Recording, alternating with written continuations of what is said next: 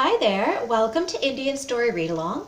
Today's story will be from an Amar Chitra Katha book called Tales Told by Sri Ramakrishna. Ramakrishna Paramahamsa was a very, very great modern day saint who was alive during the 1800s. When I say modern day, I don't mean like the 1970s. Modern day in India means anything in the last 500 years because Indian civilization is thousands and thousands and thousands of years old. If not, some would argue millions, arguably. So modern day is within the last 300 to 500 years. So Ramakrishna Paramahamsa lived in Bengal. He was a great Kali worshipper. He was a very famous guru, and he was the guru of Swami Vivekananda, who was, I believe, the person who brought Hinduism to the West. Before, they did not really know, white people and North Americans, Britishers. North Americans, I think, mainly did not know that Hinduism really existed if they were living in North America and never traveled anywhere else. So Ramakrishna Paramahamsa was the person who started all of that. He had a lot of disciples, and he also told a lot of stories to illustrate the things that he was teaching his disciples. This is one of those stories, and all of them are collected, most of them are collected in this book. This story is called The Cobra and the Monk. So here we go. Near a lush meadow stood a banyan tree, under which a cobra had made its home. People in India don't go to banyan trees, did you know that? Because they're said to be haunted. My kids had no idea. They don't even know what a banyan tree is. We're in Canada, so there's no chance there's a banyan tree here anywhere. Cowherds often came there to graze their cows. And one of those kids says, "How I'd love to climb that banyan tree." And another kid says, "So would I, but I certainly don't want to die of snake bite." So that cobra is known for being pretty vicious. One day, a monk passed that way. And then they stop him and they say, "Wait, holy sir." And then they're trying to warn him. So they're not bad kids. They're trying to warn him. "If you are taking this path, be careful. It passes by a dangerous cobra's hole." And then the other kid says, "That wicked snake has bitten many people." So the sage says, "Don't worry, my boys. I'm not afraid of it. I know a way of taming the creature." And to the boys' astonishment, he goes right up to the tree. The monk walked calmly past the tree. The cobra saw him, and puffing out its hood, sprang forward, hissing. Gently, the monk raised his hand and chanted a mantra. Instantly, the snake lowered its hood and lay as harmless as an earthworm at the monk's feet. So a mantra in Hinduism, and I suppose actually this is in religions all over the world, it's just words that have a lot of power in them. But because they are in Sanskrit and they are ancient and they are thought to be handed down straight from the Vedas, mantras in Hinduism are thought to be super powerful. In order, and they are formulated and written, created in such a way that they have the power also to control nature in certain instances, just such as this. So then the monk kneels down to talk to the cobra, and he says, "Oh cobra, why do you lead a life of violence and hurt people? You too are a creature of God. Would you not like to learn to love God?" And then, it's an animal. It's a cobra. I don't really expect it to do tricks or drink milk out of a bowl or something anyway, it's a snake. It's going to do what a snake does. So then the cobra says, "I would, holy monk, but I don't know anything about God." Now, the sage says to him, "I will teach you a holy word which will help you realize God."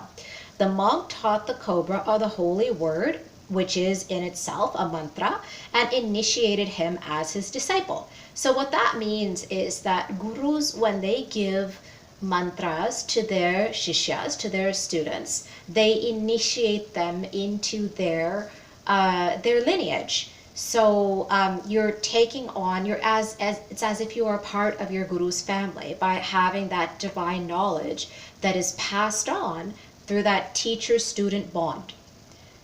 So then the sage says, repeat this word several times a day and remember never to harm anyone. I shall come and see you again. And the cobra says, I will do exactly as you have told me, O Gurudeva.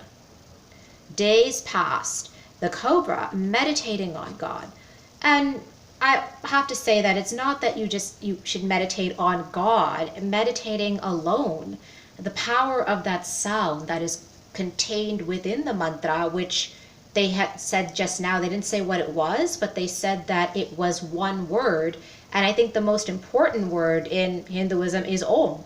So if he is just saying Om, Om, Om, that sound vibration in itself will change what the person or the creature chanting it finds important. It'll change them from the inside. So he's forgetting all about the world around him, and then one day the cowherds came that way. So they're still scared of him. The cobra, run for your lives! The other one says, wait, do you see how quietly he's lying there? Is he dead? The boys became bolder and ventured closer. No, he's alive. I just saw him move. But he seems ill. Now, this is where these guys get mean. The boys began to throw stones at it. I have no idea. Maybe they thought that, oh, he's just sick for now, but once he gets better, he'll attack us again. I don't know why kids do these things. But even then, the cobra did nothing. He didn't defend himself. Suddenly, one boy ran up, took the cobra by the tail, and whirling it around and round, dashed it against the ground. Oh my God, poor thing. The poor snake lay there senseless. That's just like, I don't know if they were just doing violence for the sake of violence, or they thought it was going to eventually attack them. I don't know. That night, it slowly recovered consciousness. Oh, I feel dizzy and ill, he's thinking. My body hurts so much. Dragging itself painfully to its hole, it managed to live on somehow.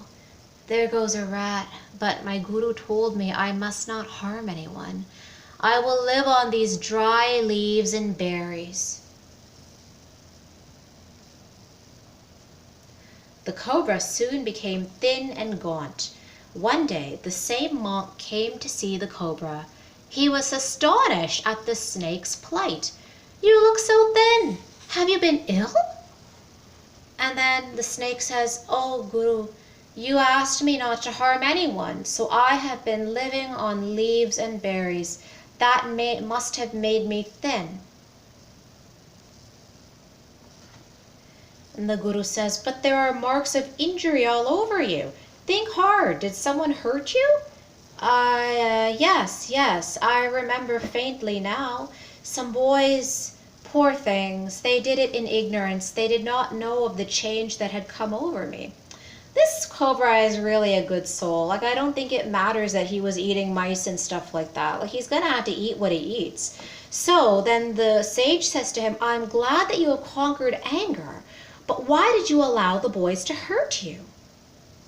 And then he holds the snake there and he says, I asked you not to bite, but surely I didn't ask you not to hiss. I kind of think the Guru should have been the end of the story. But the Guru, I think, should have been a little bit more specific. But, I mean, if you took him exactly at his word, what the moral of this story is that you should be defensive. You can defend yourself, but you shouldn't be aggressive and go after people. So before, I think the snake just went from one end of the spectrum to the other. Like before, he's biting people for no reason. It's not as though he needed to. They weren't going to bother him. They were already scared of him.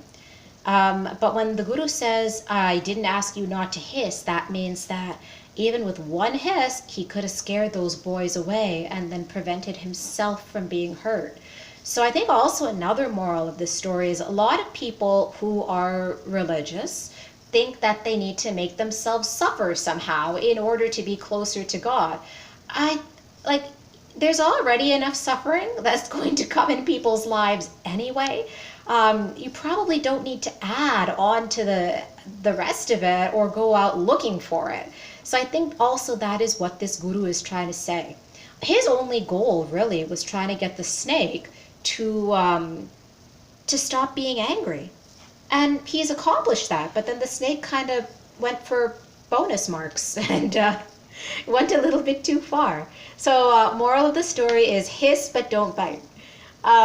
So I like these kind of stories. I have a lot of them in Amar Chitra Kathas all over my bookshelf. So if you want to join me for another story next time, join us here at Indian Story Read Along, and also think about subscribing to this channel if you like it. All right, we'll see you soon.